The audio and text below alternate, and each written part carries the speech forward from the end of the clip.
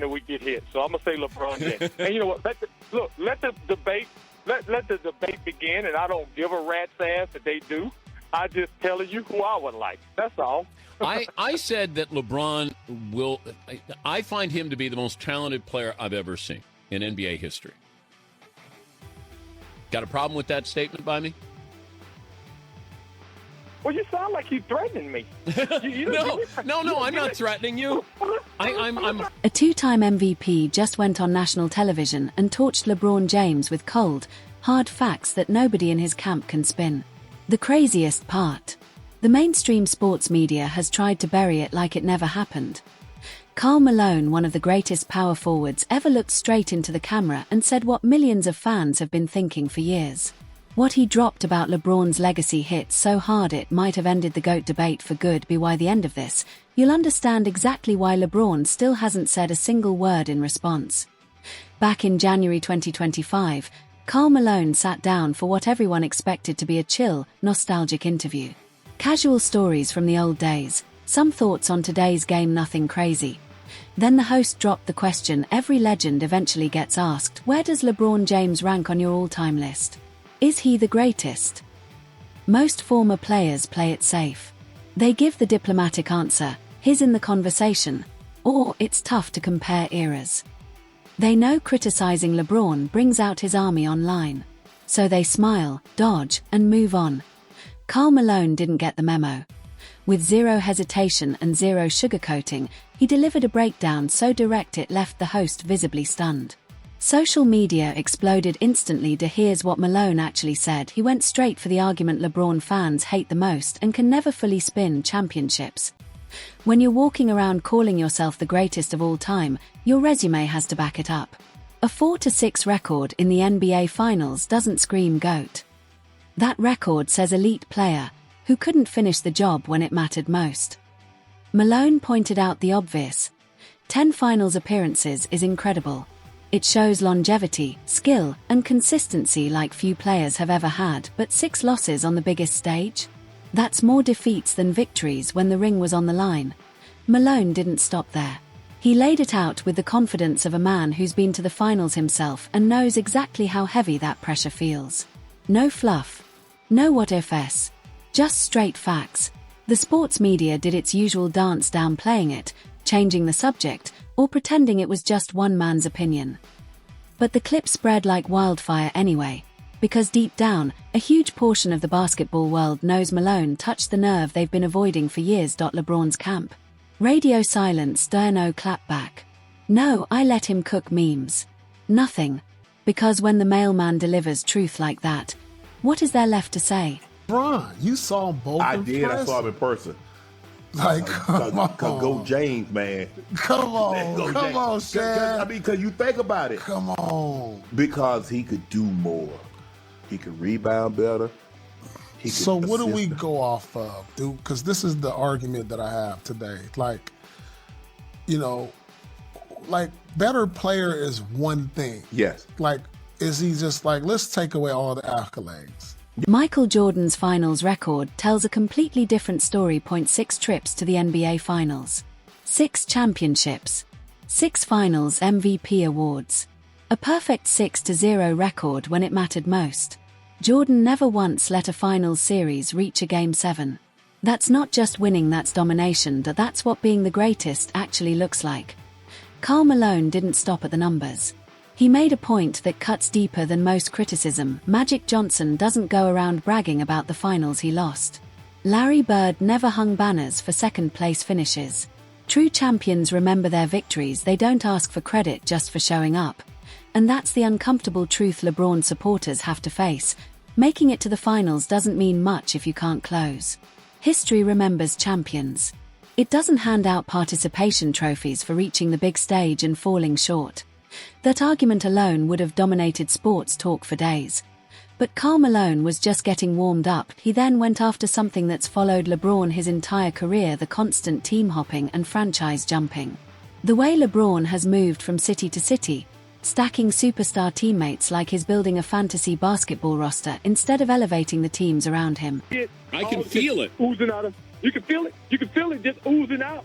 Yeah. Who would you rather have as a teammate? Jordan or LeBron? Or Do you LeBron? got a man? Hold on.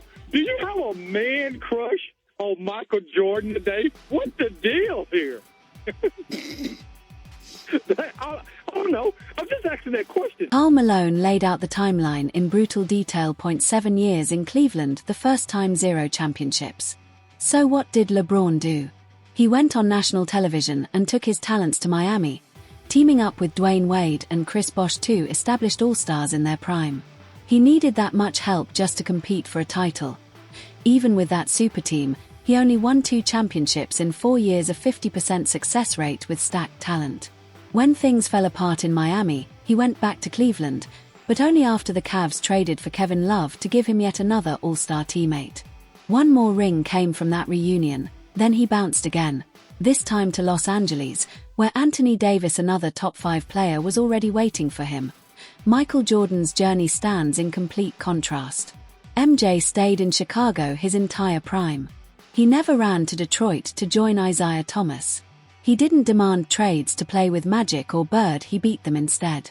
He built the Bulls into a dynasty from the ground up and turned Scottie Pippen from an unknown draft pick into a Hall of Famer. That's what the greatest players do.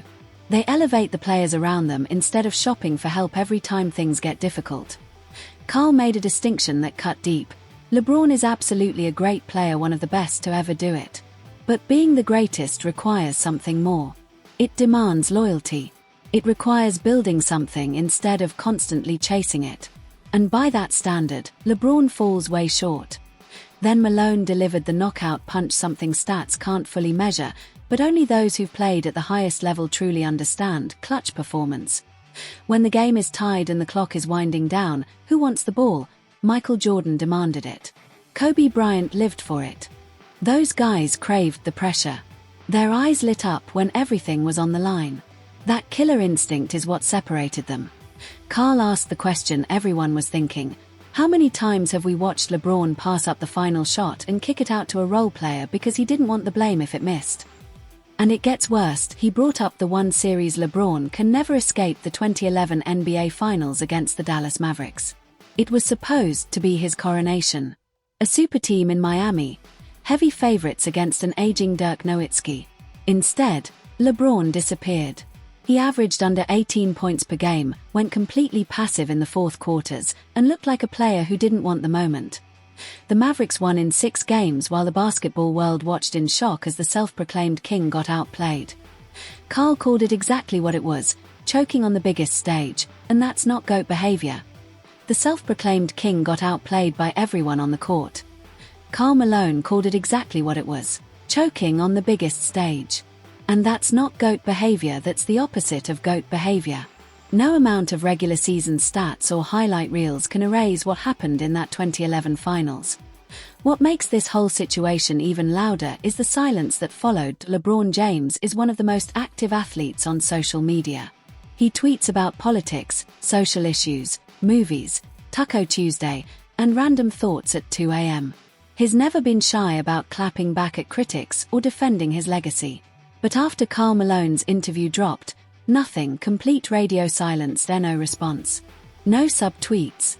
No cryptic Instagram posts. Not a word from his agent. Not a word from his usual media allies who normally rush to defend him.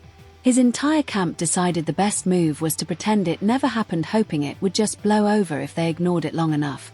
But here's the thing: the internet doesn't forget, and basketball fans have long memories.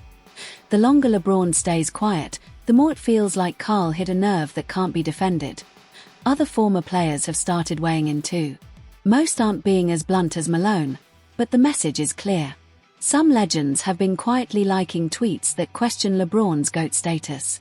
Others have made comments about championship DNA and what it really takes to be a winner without naming names. The subtext is loud. Karl Malone didn't just speak his mind. He spoke for a lot of people in the game who've been biting their tongues for years. And that might be what stings the most. None of this means LeBron James isn't an incredible basketball player, because he absolutely is. His longevity is remarkable. Over 20 years of elite production, the all-time scoring record, unmatched versatility on both ends of the floor, and one of the highest basketball IQs the game has ever seen. All of that is real and deserves respect. But as Karl Malone understands better than most, being great and being the greatest are not the same thing. The GOAT conversation isn't about stacking regular season stats, all-star appearances, or longevity awards. It's about what you do when everything is on the line: championships, finals performances, and showing up as the best player on the court when the pressure is at its absolute highest. By those standards, LeBron has too many holes in his resume to claim the top spot. 4 championships out of 10 finals appearances. More losses than wins on the biggest stage. A clear pattern of needing multiple all-stars around him just to compete. And that 2011 collapse that still lingers. These aren't small details. These are the moments that define legacies. Karl Malone knows a thing or two about falling short.